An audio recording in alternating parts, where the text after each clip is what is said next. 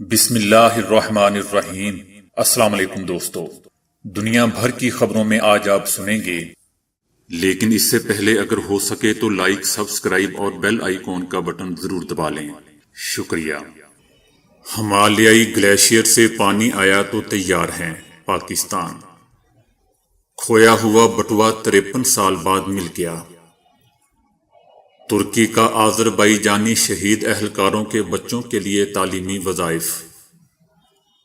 بھارت میں سمندر کے اندر شادی کی انوکھی تقریب۔ چینی آرمی کی جانب سے پاک آرمی کے لیے کورونا ویکسین۔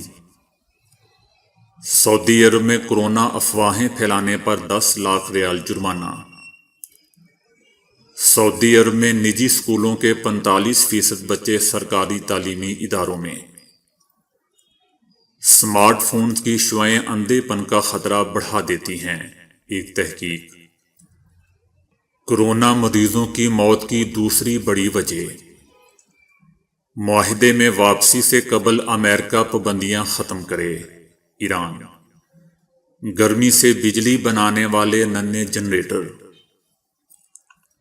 بھارتی حکومت کے ٹویٹر سے اختلافات شدت اختیار کر گئے۔ سماعت کے دوران ملزم نے خاتون جج کی خوبصورتی کی تعریفیں شروع کر دیں۔ ہم جنس پرستوں سے پریشان نہیں ہونا جنت ماں کے قدموں تلے ہے، صدر رجب طیب ایردوان۔ سونف کھانے کے بے شمار فائدے۔ تو آئیے چلتے ہیں اب خبروں کی تفصیل کی جانب۔ بھارت میں ہمالیائی گلیشیئر اچانک پھٹ کر دریا میں گر گیا، جس سے ہولناک سیلاب کی کیفیت پیدا ہوگی جو آس پاس کے گھروں کو بہا کر لے گیا۔ انڈس واٹر کمیشن پاکستان کے حکام نے کہا ہے کہ اڑی اٹک اور ادو سے پانی آیا تو ہم تیار ہیں، ہمارے پاس وافر پانی ذخیرہ کرنے کی گنجائش موجود ہے۔ منگلا میں بھی پانی ذخیرہ کیا جا سکے گا۔ پاکستان کے دفتر خارجہ نے جانوں کے ضیاع پر افسوس کا اظہار کیا ہے۔ دوستو، یاد رہے کہ بھارت میں ہمالیائی گلیشیئر اچانک پھٹ کر دریا میں گرنے سے پیدا ہونے والا ہولناک سیلاب ڈیم کو بھی بہا کر لے گیا، جس کے نتیجے میں 14 افراد جاں بحق اور 170 لاپتہ ہو گئے ہیں۔ دھولی ندی نے بڑے سیلابی ریلے کی شکل اختیار کر لی ہے اور بچھڑا ہوا پانی راستے میں آنے والی ہر شے کو اپنے ساتھ بہا کر لے گیا، جس میں کئی گھر تباہ ہو گئے ہیں۔ ضلع میں فوری طور پر ایمرجنسی حالت کا اعلان کیا گیا ہے اور انتظامیہ نے لاؤڈ سپیکر کے ذریعے شہریوں کو فوری طور پر گھر خالی کرنے کی ہدایات جاری کی ہیں۔ دریا میں پانی کی سطح خطرناک حد تک اضافہ ہوا ہے اور چمولی سے ہری دوار تک خطرہ بڑھ گیا ہے۔ سیلابی ریلے کے ڈیم سے ٹکرانے پر ڈیم کے دروازوں کو کھولنے کی ہدایت کی گئی ہے۔ چیف سیکرٹری اوم پرکاش نے سیلابی ریلے میں 180 سے زیادہ افراد کے مارے جانے کا خدشہ ظاہر کیا ہے، جن میں سے اب تک صرف 14 افراد کی باڈیز برآمد کر لی گئی ہیں۔ تاہم 170 افراد تاحال لاپتہ ہیں، جن میں 150 کی تعداد مزدوروں کی ہے جو قریب میں پاور پروجیکٹ پر کام کر رہے تھے۔ تاہم اب بہاؤ کم ہوتا جا رہا ہے۔ 53 سال قبل گم ہو جانے والا بٹوا اب دوبارہ اپنے مالک کے پاس پہنچ گیا ہے۔ 91 سالہ پال گرشم بحریہ کی جانب سے قائم کردہ موسمیاتی اسٹیشن پر تعینات تھے۔ اکتوبر 1967 میں ایک روسی جزیرے پر موجود تھے۔ 13 ماہ بعد وہ کیلیفورنیا میں اپنے گھر لوٹ آئے، لیکن ان کا پرس اسی برفیلی سرزمین پر کہیں رہ گیا۔ اب ان کا پرس مک مرڈو اسٹیشن میں ایک الماری کے پیچھے سے ملا ہے۔ بٹوا ایک NGO نے دریافت کیا ہے جو وہاں جاتی ہے اور ریسرچ بھی کرتی ہے۔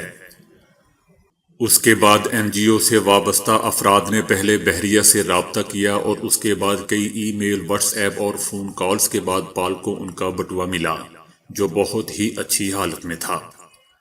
خالص چمڑے سے بنے اس بٹوے میں نیوی کا شناختی کارڈ، ڈرائیونگ لائسنس، ٹیکس کاغذات اور منی آرڈر کی رسیدوں سمیت دیگر کاغذات تھے، لیکن اس میں کوئی رقم نہیں تھی۔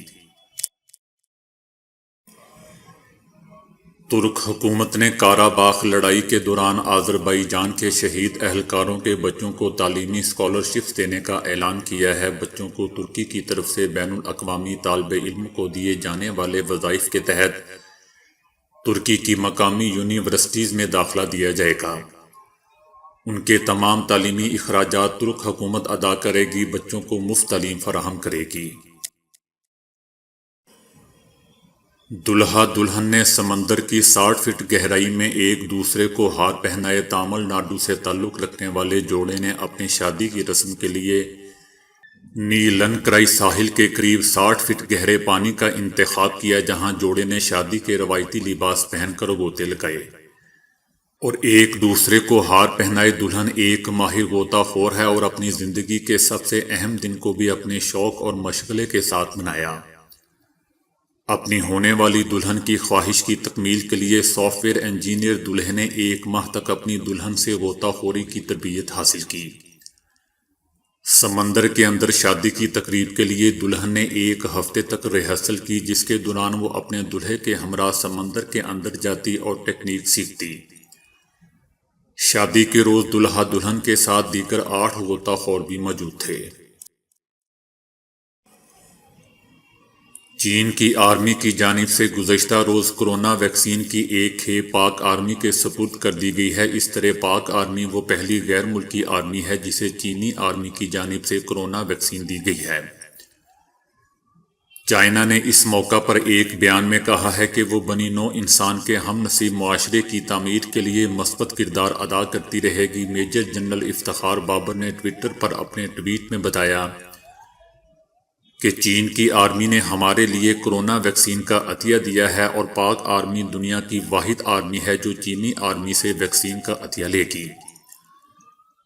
آنے والی vaccine front line health workers کو بھی لگائی جائے گی۔ پاک آرمی مشکل وقت میں ویکسین عطیہ کرنے پر چینی آرمی کا شکریہ بھی ادا کیا۔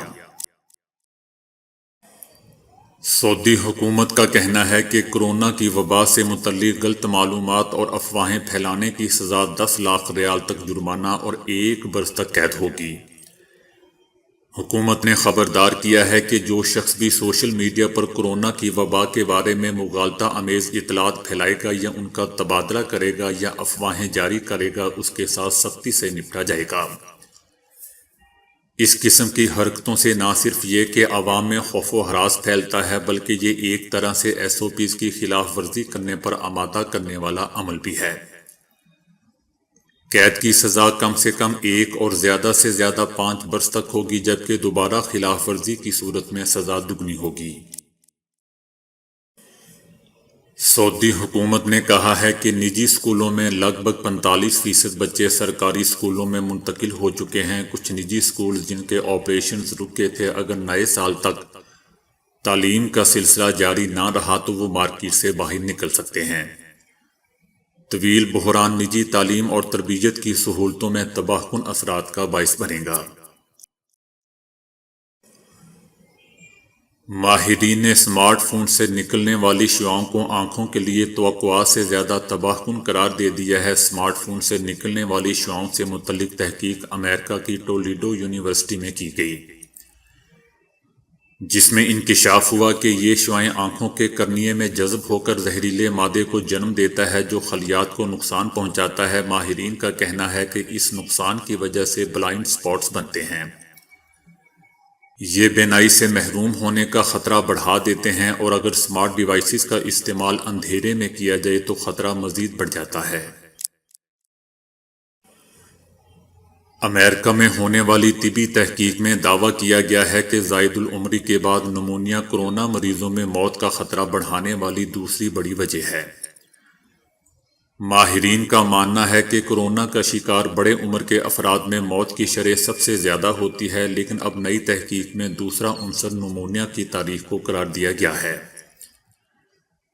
ممکنہ طور پر یہ وہ دوسری بڑی وجہ ہے جس کے باعث مریضوں میں موت کا خطرہ بڑھ جاتا ہے۔ اس تحقیق میں 17,000 مریضوں کے طبی ریکارڈ کا مشاہدہ کیا گیا۔ ریسرچ میں شامل ڈیٹا پر یہ تجزیہ کیا گیا کہ کون سے مریضوں میں اموات کی شرح کیا رہی اور ان میں کورونا کے علاوہ دیگر کیا بیماریاں تھیں، جس سے پتہ چلا کہ نمونیا کورونا سے اموات کا خطرہ بڑھانے والی دوسری بڑی وجہ ہے، جبکہ 85 سال یا اس سے زائد عمر کے کورونا مریضوں میں جوان افراد کے مقابلے میں کورونا سے موت کا خطرہ 8 گنا زیادہ ہوتا ہے۔ ایرانی سپریم لیڈر آیت اللہ علی خامنائی نے کہا ہے کہ اگر امریکہ چاہتا ہے کہ ایران معاہدے میں مکمل عمل درآمد کرے تو پہلے اسے ایران کے خلاف لگائی گئی تمام پابندیاں ختم کرنا ہوں گی۔ امریکی صدر جو بائیڈن کی طرف سے عہدہ سنبھالنے کے بعد ایرانی سپریم لیڈر کا اس حوالے سے یہ پہلا بیان ہے۔ ایران پہلے ان پابندیوں کے خاتمے کی تصدیق کرے گا اور پھر معاہدے سے متعلق اپنی ذمہ داریوں پر عمل درآمد کرے گا۔ دوسری طرف امریکی صدر جو بائیڈن نے میں نہ مانوں کی رٹ لگاتے ہوئے کہا کہ ایران کو مذاکرات کی میز پر لانے کے لیے پابندیاں نہیں ہٹائیں گے، یورینیم کی افزودگی روک دے تو پابندیاں ہٹا لی جائیں گی۔ جرمنی میں کارل لیسٹروہے انسٹی ٹیوٹ نے مائکرو تھرمل جنریٹر چھاپنے میں اہم کامیابی کا اعلان کیا ہے۔ یہ فالتو گرمی سے بجلی بناتے ہیں، ماحول دوست ہیں اور بہت کم خرچ بھی ہوتے ہیں۔ ان کی بدولت چھوٹے سینسر، میٹر اور دیگر آلات کو مسلسل بجلی دی جا سکتی ہے۔ نئے جنریٹر بہت کم خرچ ہیں اور ان کی بڑی تعداد کو تیزی سے چھاپ کر تیار کیا جا سکتا ہے۔ یہ براہ راست حرارت کو بجلی میں بدلتے ہیں۔ دوسری جانب صنعتوں اور ہیٹنگ کے نظام سے خارج ہونے والی فالتو حرارت سے بجلی بنانے میں بھی ان کا اہم کردار سامنے آیا ہے۔ ایک جنریٹر شکر کے دانے جتنا ہے جسے کاغذ تہ کرنے کی تکنیک کے تحت بنایا گیا ہے۔ اس میں سانچہ بنا کر اس پر روشنائی ڈالی گئی ہے۔ اس طرح جدید تھرمل الیکٹرک جنریٹر کی بڑی تعداد کو بہت تیزی سے چھاپا جا سکتا ہے۔ ٹویٹر نے بھارتی حکومت کی جانب سے کسان تحریک سے متعلق ٹویٹس کرنے اور دیگر مواد شیئر کرنے والے کم از کم 250 اکاؤنٹس کو بند کرنے کی درخواست کو مسترد کر دیا ہے۔ ٹویٹر کے اعلیٰ عہدیدار کی جانب سے مستعفی ہونے کے بعد ٹویٹر اور بھارتی حکومت کے درمیان اختلافات شدت اختیار کر گئے ہیں۔ دوسری طرف احتجاجی کسانوں نے اداکار بوبی دیول کی پنجاب میں شوٹنگ رکوا دی ہے۔ اداکار بوبی دیول کی ٹیم پنجاب کے ضلع پٹیالہ میں شوٹنگ کے لیے پہنچی، تاہم حکومت کے نئے زرعی قوانین کے خلاف احتجاج کرنے والے کسانوں کے ایک گروپ نے فلم کی شوٹنگ رکوا دی۔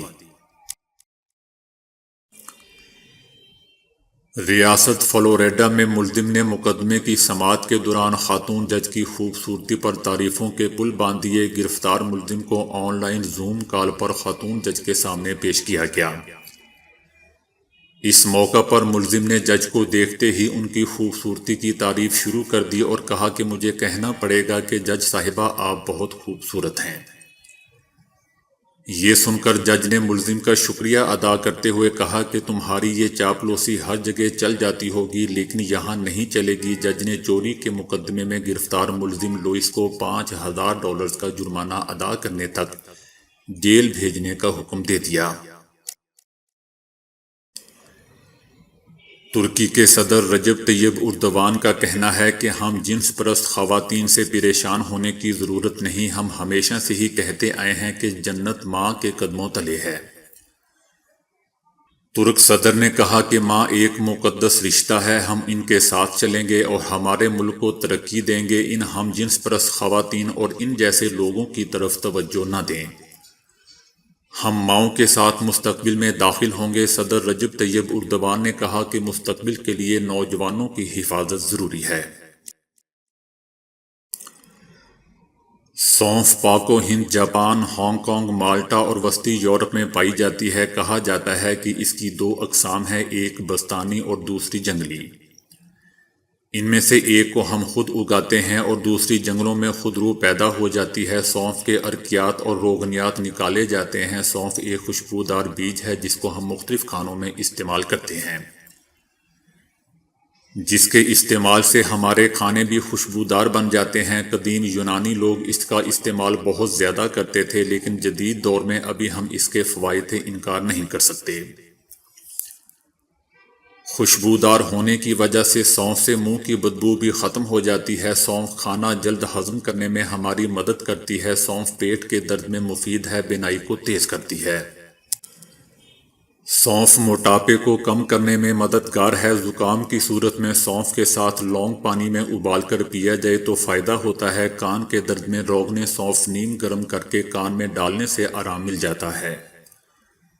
ارکے سونف جوڑوں کے دردوں اور سوجن میں مفید ہے۔ موٹے لوگ روغن سونف کو متاثرہ جگہ پر مالش کریں جس سے چربی کم ہوگی۔ کمزوری دماغ میں سونف کا استعمال مفید ہوتا ہے۔ دانت درد میں بھی سونف کا استعمال کیا جاتا ہے۔ سینے کی جلن میں سونف کا استعمال فائدہ دیتا ہے۔ 6 سال سے کم عمر کے بچوں کو روغن سونف استعمال نہ کروائیں۔ سونف یا اس کی پتیاں زیادہ مقدار میں استعمال نہ کریں، اس سے نشہ ہو سکتا ہے۔ تو دوستو آج کے لیے اتنا ہی۔ ویڈیو کو لائک اور شیئر کرنے کا بہت بہت شکریہ۔